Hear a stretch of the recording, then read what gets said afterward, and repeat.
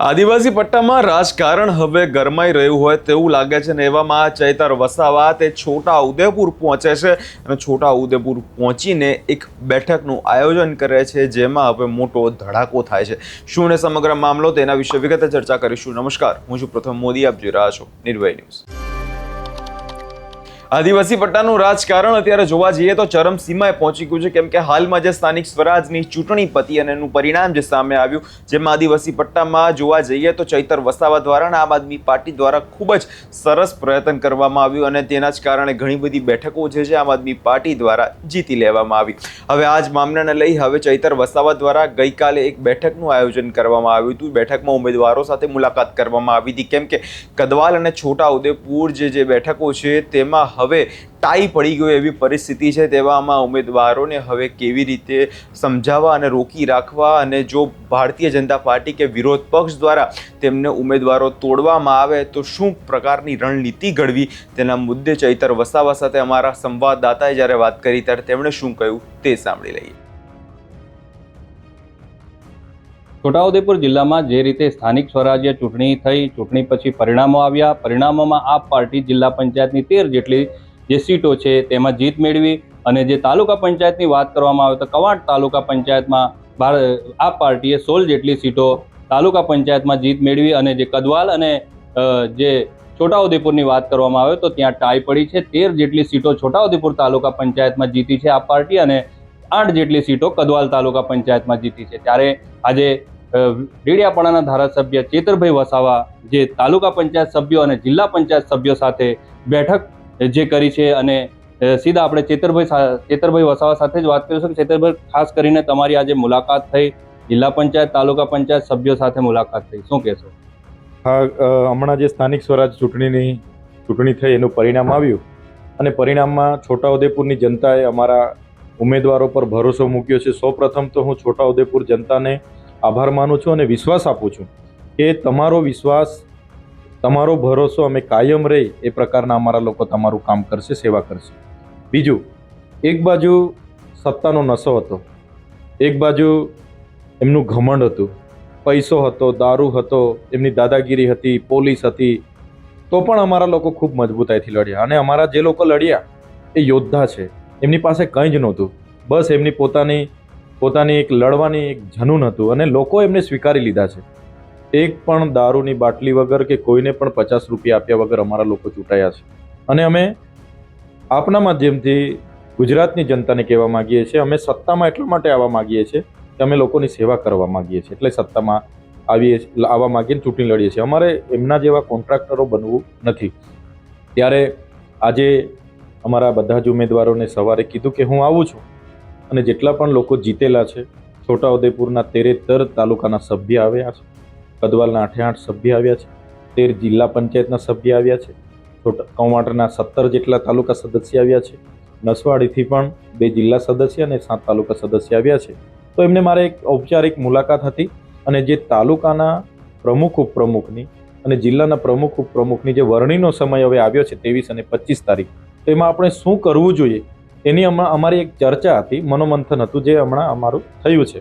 અને આવનારા દિવસોમાં કદવાલ, છોટાઉદેપુર એમાં અમારા પ્રમુખ ઉપપ્રમુખ માટે, કવાંટમાં પણ પ્રમુખ ઉપપ્રમુખ માટે અમે ફોર્મ ભરવાના છે, જિલ્લા પંચાયતમાં પણ અમે પ્રમુખ ઉપપ્રમુખ માટે પણ ફોર્મ ભરવાના છે, અને વિપક્ષના નેતા માટે પણ ફોર્મ ભરવાના છે।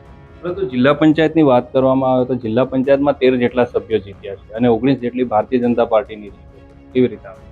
તો 19 ભલે હોય, અમારો અધિકાર છે।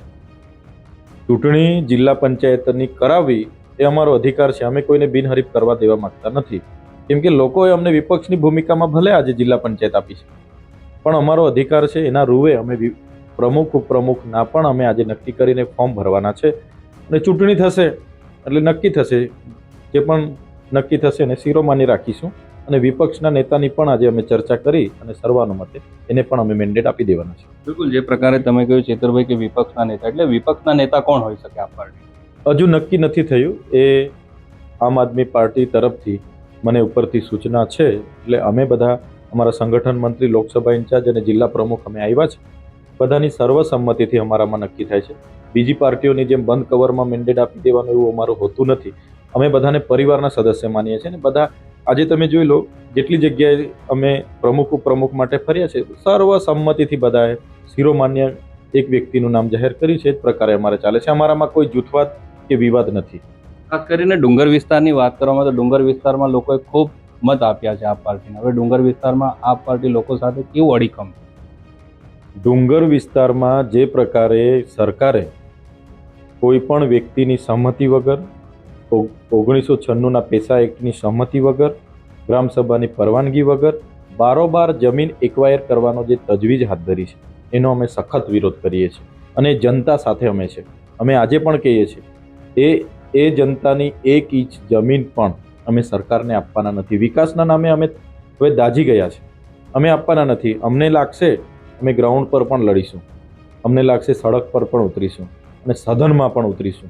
અમારા લોકોને બચાવવાનું કામ અમારું છે. એ અમારી મૂળ લડાઈ તો અમારા લોકોને બચાવવાની છે.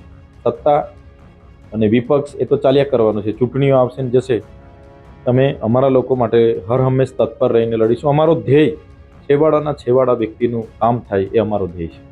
ખાસ કરીને કદવાલ અને છોટાઉદેપુરમાં જે ટાઈ પડી છે, તો આ ટાઈ બાબતે ચેતરભાઈ વસાવાના પ્રયત્નો શું રહેશે કે અહીંયા આપ પાર્ટીનું બોર્ડ બનાવે કે આપ પાર્ટીના પ્રમુખ ઉપપ્રમુખ?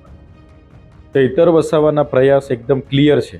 જનતાએ જે મેન્ડેટ આપ્યો છે અમે સ્વીકારીએ. અમે ભાજપના નેતાઓની જેમ 50 લાખ આપી દઈશું, તમે અમારી સાથે આવો, એવા અમે સામેની પાર્ટીના ચૂંટાયેલા પ્રતિનિધિને અમે ફોન નથી કરતા. અમારા બધા ચૂંટાયેલા લોકો પર એમના ફોન આવે છે કે 50 લાખ આપીશું, આવતા રહો. 60 લાખ આપીશું, આવતા રહો. કદવાલના 8 સભ્યને હું સલામ કરું છું. છોટાઉદેપુરના 13 સભ્યને સલામ કરું છું, જેમણે 50 લાખ, 70 લાખ, 80 લાખની વાતમાં આવ્યા વગર આજે પણ તટસ્થ છે અને કહે છે કે અમે જનતાના વિશ્વાસથી ચૂંટાયેલા છે. અમે જનતા સાથે વિશ્વાસઘાત ના કરી અને નહીં થશે.